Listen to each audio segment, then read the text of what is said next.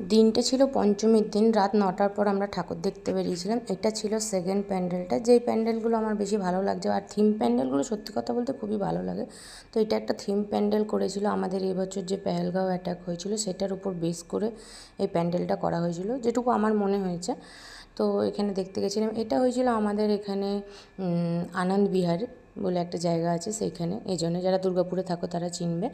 তো সেইখানে হয়েছিল।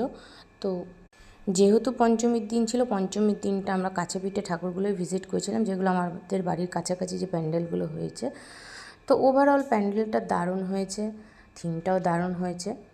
কিছু কিছু জায়গায় তো মানুষের ফেসগুলো এমন করেছে, মানে দূর থেকে দেখলে হঠাৎ করে মনে হবে সত্যি করে জ্যান্ত মানুষ, ঠিক আছে।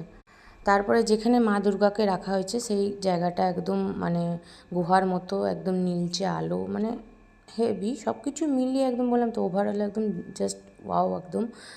আর মা তো সুন্দর হবেই, মায়ের রূপ যেখানে যেমনই হোক খুব সুন্দর হবে। আর প্যান্ডেলের ভেতরে কাজগুলো খুব ভালো হয়েছিল। আর এখানে মা দুর্গাটা একটু রাগি রাগি করা হয়েছিল, মা দুর্গা রেগে গেছে এরকম একটা ব্যাপার।